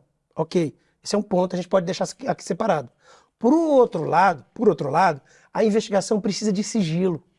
A investigação, ela tem que ter um nível de informação que ela só pode interessar para aquelas pessoas que estão comprometidas com o desenrolar daquela investigação e o alcance dos autores. Então, o caso Marielle, ele é uma revelação clara do quanto a gente tem que melhorar nessa relação. Por quê? Você revelar em rede nacional que a polícia está procurando um HK MP5, que é a arma que matou a Marielle, é contraproducente. Por quê? Quem tem a arma vai sumir com a arma. Entendi. Você divulgar que Lógico. o lote de munição utilizado para matar a Marielle é o ZZ-18, não soma. Ele acaba com o teu efeito surpresa. Qual é a serventia dessa informação para o direito de informação? Entendi. É quase zero. como falar, a polícia está indo agora para a região tal. Beleza, então vou sair da região tal. Veja bem, Lógico. quando eu cheguei lá, no dia seguinte do crime, eu já fiquei puto. Me perdoe o palavrão, fiquei puto. Não. Por que eu fiquei puto? O termo de declaração da vítima sobrevivente, Fernanda, que estava dentro do veículo, Sim, que ela... sobreviveu por um milagre. Porque se você pegar a dinâmica do crime, o crime passa ao lado, ele já vem disparando em diagonal, quando ele fica em paralelo, ele continua a disparar, e ela estava do lado da Marielle no banco de trás. Ela só não morreu porque ela estava sem o cinto. E ela pôde se jogar para o chão do veículo. Porque senão ela teria morto. No Rio. teria sido morta. Mas no Rio, é bom não usar cinto. Veja, Tudo ao contrário lá. no dia seguinte ao crime, o termo de declaração dela estava num jornal de ampla visibilidade no Rio de Janeiro. RJ2, estava lá o termo. Aí o jornalista se defende dizendo, mas eu não revelei o nome dela, você precisa pôr o nome dela e o Porra, endereço dela. são 3 Todo pessoas no mundo carro. sabia que aquele termo de declaração era dela. Sim. Ah, mas não tem prejuízo. Não tem. Tente agora ganhar a confiança das demais vítimas ou demais testemunhas que você quer ouvir. Vai sair no jornal? A única coisa que um Olha. delegado de polícia e uma equipe de polícia busca ao ouvir uma pessoa é a confiança. Claro. Um termo revelado em rede nacional é a quebra total da informação. Claro. Tanto que no dia seguinte eu tive que usar todos os integrantes do pessoal para ganhar a confiança dela de novo, para depois fazer um novo termo dela, o mais detalhado. E sabe o que ela fez, Maurício? Foi embora do Brasil. Ela deu o termo para mim, fui na casa dela, de manhã, cheguei lá cedo, tomei um outro termo mais detalhado dela, eu fiz a escolta dela até o aeroporto e ela foi embora. Claro, com medo de Espanha. sair na E Veja, ficou na Espanha Isto É, muito tempo depois. Só voltou no Brasil, quando a gente foi fazer a reprodução simulada do crime. Então, essa relação... Ah, outra coisa que eu preciso te lembrar. Em algum momento do caso, um jornalista conseguiu acessar 14 volumes do inquérito. Como? Alguém vazou. Alguém vazou. Vocês não descobrem? Alguém vazou. Veja, aí eu quero discutir duas coisas. Há, evidentemente, dupla responsabilidade. Sim. Há uma responsabilidade nossa Da equipe. que vazamos, que permitimos, que não temos segurança... Você não tem Calma. controle. Né? Não temos segurança adequada. Temos que melhorar a segurança para não vazar. Quando eu percebo que o termo dela vazou, o que eu fiz? Eu não joguei mais nenhuma peça do inquérito Marielle no sistema online da polícia. Eram todas as peças feitas fora do sistema. Que chato isso, Não, né? escute, mas mesmo assim vazou. Sim. Só que quando vazou, qual era a minha defesa? Não fui eu que vazei. Porque o que foi vazado para Globo foi vazado cópias digitalizadas. E eu não tinha digitalizadora. Alguém digitalizou. Alguém digitalizou. Ou foi no MP, ou foi no judiciário. Quer dizer, não foi da sua... Quando eu soube que vazou os 14, eu me lembro que era véspera de feriado. De novo, fiquei puto. Liguei para o juiz e disse, doutor, excelência, o senhor pode me receber amanhã? Era um feriado, eu lembro que era um feriado de quinta, sexta-feira ia ser dia normal. E o juiz ia trabalhar. Falei, posso ir aí falar com o senhor? O senhor viu o vazamento dos 14 volumes? Muito provavelmente vai virar uma matéria no Fantástico. Todos os volumes, tudo que nós produzimos em 14 volumes. Ou seja, não era suficiente ter vazado o termo dela, da Fernanda, não era suficiente vazar o lote ou a munição, vamos vazar os 14 volumes. Vamos colocar em risco todas as testemunhas ouvidas. Afinal de contas, qual o problema? Preciso dar o furo. Eu preciso dar o furo, eu preciso dizer que eu tenho informação, É muita falta eu de tenho acesso. É irresponsável demais. Irresponsabilidade. Sim. Né? Então, aqui eu quero dizer o seguinte, há uma evolução necessária no nosso protocolo de segurança? Há. Mas na medida que ele falhar e o jornalista tiver o furo na mão, ele tem que ter responsabilidade. Tanto que eu fui ao juiz, representei e disse, isso não pode vazar, excelência. Nós temos que travar a Globo. E ele nos acompanhou, deu deferimento no que nós pedimos, e o William Bonner leu em rede nacional, que não poderia dar sob pena de multa. Foi a única vez que uma investigação teve esse poder. Mas aí a galera chama isso de censura. Não é censura. A Porra. Globo, inclusive, disse que ia recorrer, mas não recorreu. Não recorreu. Porque atrapalha, cara. Então a gente tem que, de uma vez por todas, discutir isso. O direito à informação, como nenhum direito, é absoluto. Ele é relativo. Claro. E aonde que ele é relativo? Na medida em que eu afeto ou posso afetar uma investigação, Claro. um direito, uma integridade, uma vida. Então a gente tem que ter muita responsabilidade. Então, é o que eu digo. É um caso. Mais um caso. Mas o caso Marielle serve para a gente sair maior do que a gente entrou nele. Então ele é um momento de ouro. Como a gente teve no caso Patrícia Scioli, como nós temos em vários casos. Sim. De tragédias humanas. Né? Sim. Toda tragédia humana ela é um oferecimento de oportunidade para a gente evitar essa tragédia e nos tornar melhores. Eu preciso terminar com essa pergunta, porque essa pergunta vale ouro. Eu tô falando com um cara que investigou. Tirando a ideologia política, porque hoje em dia tudo se você é anti-Lula, você é Bolsonaro, se você é anti-Bolsonaro, você é Lula. Existe algum machismo? Eu tô falando pelo que eu vi, pelo que é comentado, pelas elucubrações, pelos achismos. Existe alguma chance, você podendo falar, da família Bolsonaro tá envolvida nesse crime? Como eu te disse, eu trabalhei o primeiro ano. No primeiro ano, e a gente produziu muito material, né? Só em volume são 24 volumes de produção. Sim. Né? Então, se falarmos só de papel. Né? Tem gigabytes de navegação de internet, de interceptação, quebra de sigilo, tem uma infinidade de coisas produzidas. O que dá muito substrato para que a investigação continue e chegue num lugar. Porque, sinceramente, Maurício, confio na minha instituição. Confio em quem está lá hoje à frente do caso. E tenho certeza absoluta que a Polícia Civil do Rio de Janeiro, em breve, se houver mandante, vai apresentar. Agora, seria leviano da minha parte dizer que no primeiro ano eu tenha percebido ou tenha coletado alguma informação concreta de envolvimento da família Bolsonaro ou de algum político do Rio de Janeiro. Eu não produzi nada, eu não vi nada nesse sentido.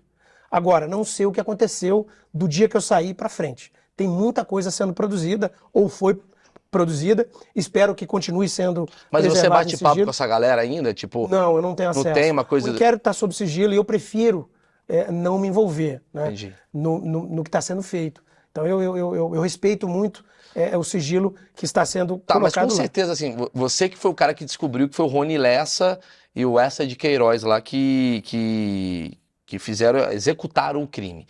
Mas você consegue definir, assim, eu sei que é difícil essa pergunta, mas foi mandado?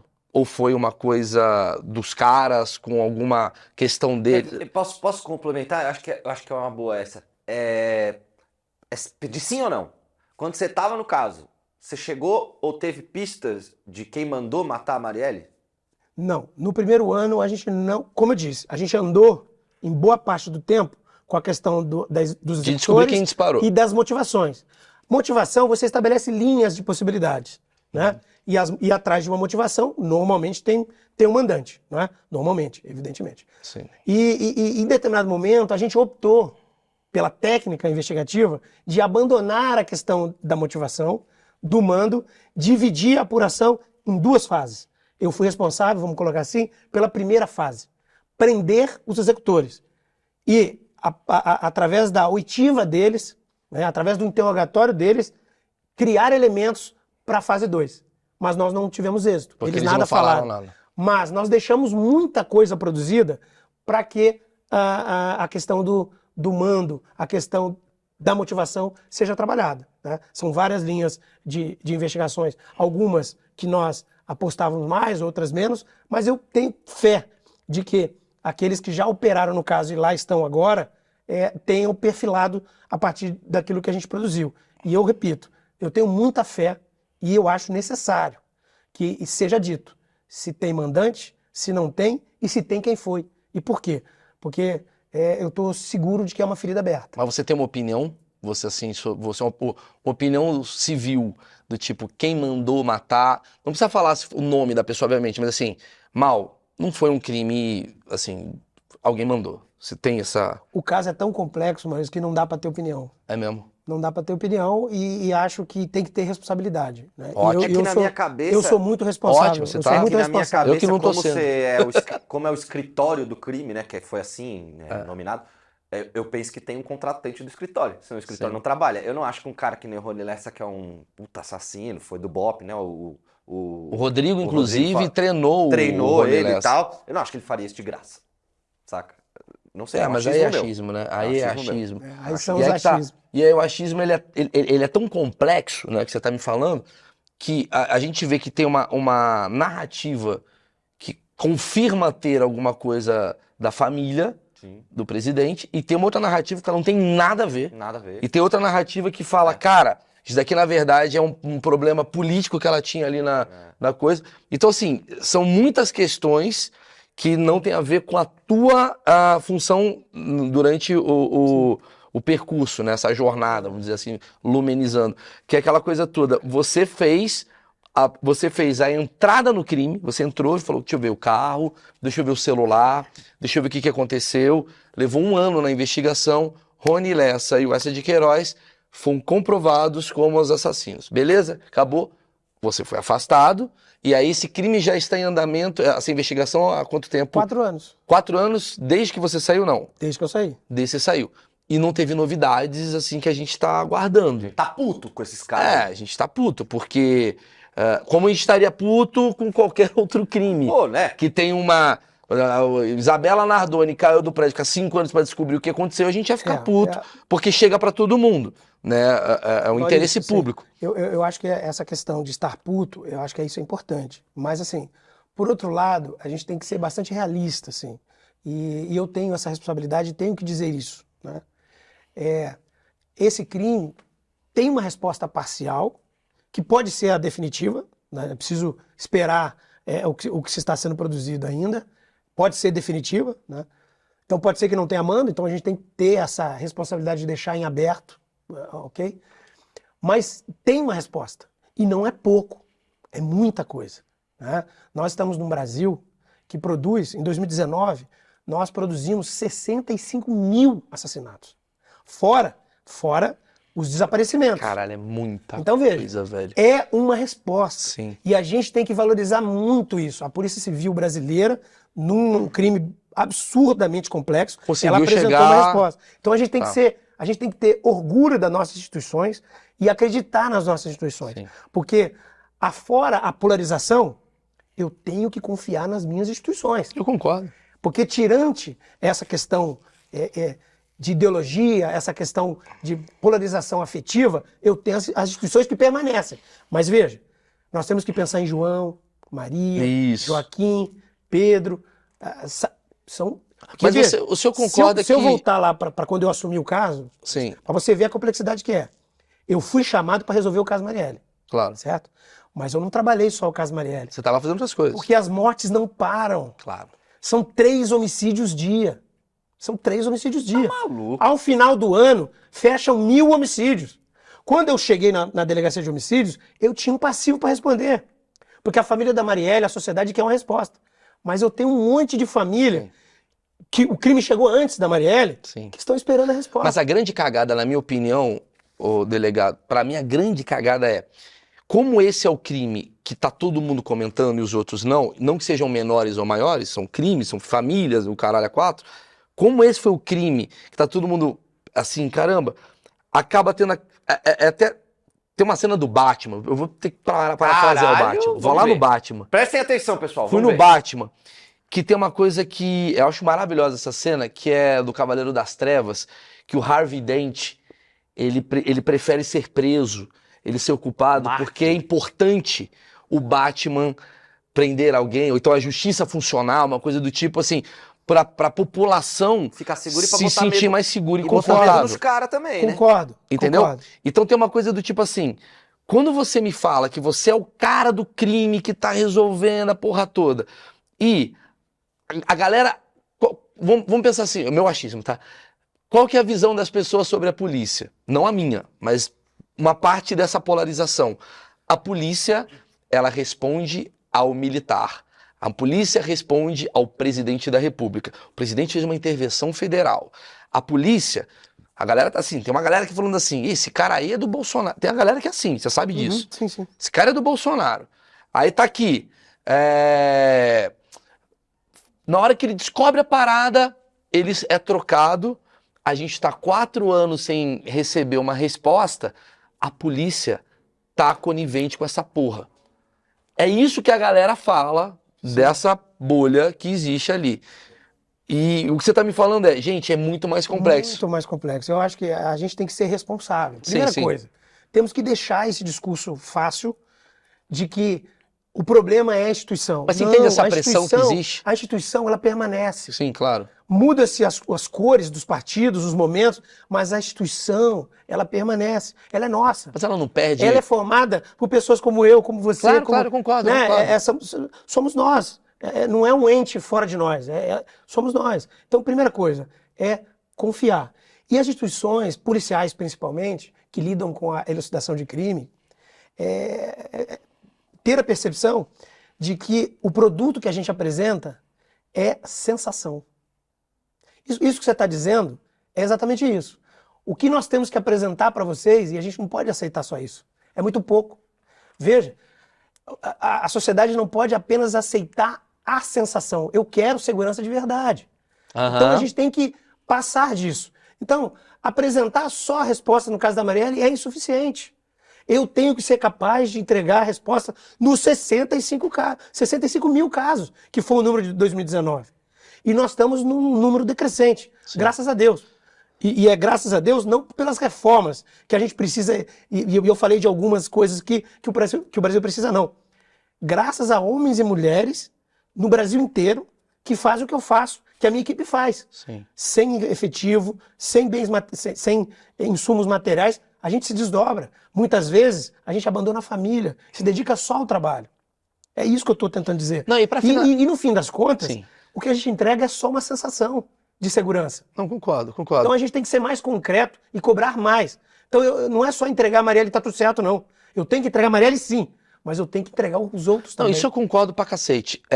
Só pra entender como é que funciona esse universo que eu sou ignorante, mais uma vez falando, que assim, existe uma pressão, obviamente, você sabe disso, mas existe um deadline, digamos assim, um final do dia, assim, porra, a gente precisa ter um cronograma, a gente precisa entregar esse caso até dia tal, ou, bicho, mal, não tem isso, a gente vai indo. Tem casos que estão lá comigo há 55 anos, que a gente não resolveu. Como é que é essa pressão pra vocês? Porque tem um caso lá que demora, mas, porra, ninguém tá falando, mas esse caso estão enchendo o saco. Como é que vocês se trabalham nesse lugar assim? Maurício, eu tenho certeza que nessa resposta que eu vou dar agora, eu represento todos os policiais civis que trabalham com homicídios no Brasil todo. Quando a gente pega um caso, a gente quer terminar esse caso. E a gente quer terminar ele rápido.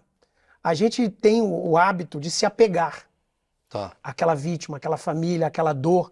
A gente quer entregar. Mas já aconteceu de você revelar um caso e alguém falar assim pra você, não pode revelar esse caso? Não, nunca aconteceu comigo, não. Delegado, legal, verdade, pô, parabéns, em 10 dias, mas não pode falar. Não, nós temos que entregar. O investigador, de verdade. Sim. Não pode ser alguém comprometido com outros valores, com outras coisas. Que isso também tem. Estou me referindo ao técnico. Sim, aquele sim. profissional que está ali para representar o bem. Né? É pago para fazer o bem. Sim. Ele não está comprometido com a organização criminosa, ele não trata diferente A, B, C. Não.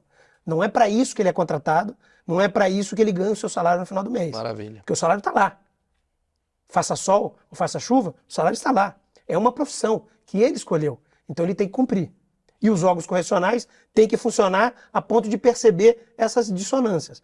Mas todo bom investigador, talhado para tal, ele pega um caso, ele quer terminar. O grande problema são as coisas que nós conversamos aqui. Não, as coisas que nós conversamos aqui. As dificuldades.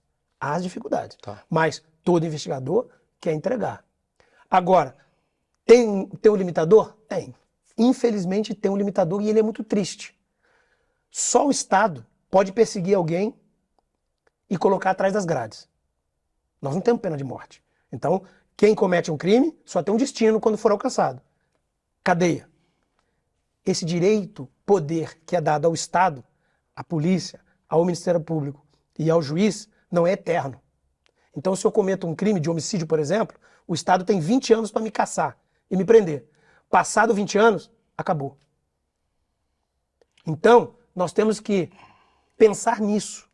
Nós temos que aperfeiçoar as nossas instituições para sermos capazes de dar o maior número possível de respostas em menos tempo possível. Eu, quando entrei no caso Marielle, eu queria responder num tempo recorde. Eu queria bater o caso Patrícia Cioli. Sim, sim. Eu e minha equipe, a gente trabalhou dia e noite e dia para bater 3 meses. A gente queria entregar rápido. E era importante entregar. Quando um policial consegue entregar, ele ganha com isso, a sociedade ganha com isso. Né? Mas, infelizmente, tem um pouco de tudo que a gente conversou aqui. Claro. Né? Ó, eu vou encerrar. Achei muito legal o seu papo. Tá aqui, galera. Giniton ou Giniton. Eu chamei de Ginilton o tempo todo. Não tem problema. Puta, eu chamei Nome errado. ruim a gente não escolhe. Vamos gravar de novo. Faz boas perguntas, mas não sabe o. Não, vamos gravar de candidato. novo. Corta tudo, vamos fazer do zero. De vamos. jeito nenhum, não tem Pô, problema. você já tem me corrigido. Não, mas nome ruim eu não escolho. Porra, Vem que vem. Giniton. Giniton? Giniton Que ou quer dizer? Giniton. Não, Giniton é sacanagem. O que quer dizer Giniton? Diz meu pai que é bíblico, mas até hoje eu não achei. Caramba, é um cara que rezava no Egito sozinho. Deve ser um personagem Teu pai ali. malandro, né? Deve ser um personagem ali, bem, né, coadjuvante. Coadjuvante, Bem Giniton coadjuvante. Lages e Carlos Ramos. Quem matou Marielle? Ó, tá aqui na descrição o livro, quem quiser, porque pelo que ele me falou, é quase que não um diário, né, mas uns relatos dessa linha do tempo que foi desde o dia que ele soube do crime. Isso aqui é meu, né? Sim, seu. Você vai presente, assinar, vou obviamente. autografar. Eu quero ler isso daqui, obviamente. Eu acho que é um caso que me interessa não pela coisa da ideologia política, mas por ser um caso grandioso. Eu gosto dessas coisas. Caso de filme. Caso de filme. Gente, tá aqui as redes sociais, agora a certíssima de Giniton. Porque tava Ginilton, tem um cara bombando Tem um Ginilton, em Porto Alegre, que é um Estourando, Ginilton. né? Quem matou Marielle, Ginilton? Quem matou? Como assim, Caralho, cara? Como mano, eu assim, sou cara? padeiro, caralho. É isso, galera. Obrigado. Toda segunda e quinta tem achismos inéditos. Compartilha esse vídeo pra quem quer assistir e deixa o like, é importantíssimo pra gente continuar o projeto. Valeu. Eu tenho algumas perguntas que a plateia escreveu sobre o que é a nossa geração e você vai me ajudar. Primeiro assim, me fala alguma coisa da sua geração que você acha que esse teatro não vai entender. Cadê o banheiro dos não binários? É isso aí!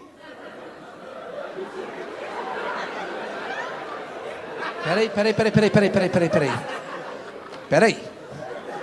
Vocês são tipo uma máfia dos Enzos. Cadê os banheiros dos não binários? Cadelinha! Que porra é essa? Eu juro por Deus, alguém entendeu? Levanta a mão, de verdade. Olha isso, cara. Caralho, isso tá muito pra trás. Fala de novo, cadê o banheiro? Cadê o banheiro dos não binários? E aí a outra pessoa fala o quê?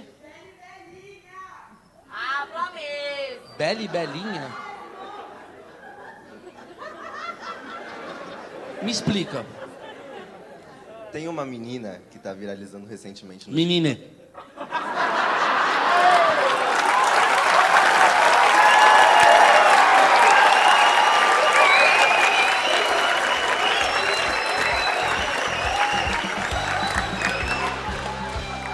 Sem mais, meritíssimo.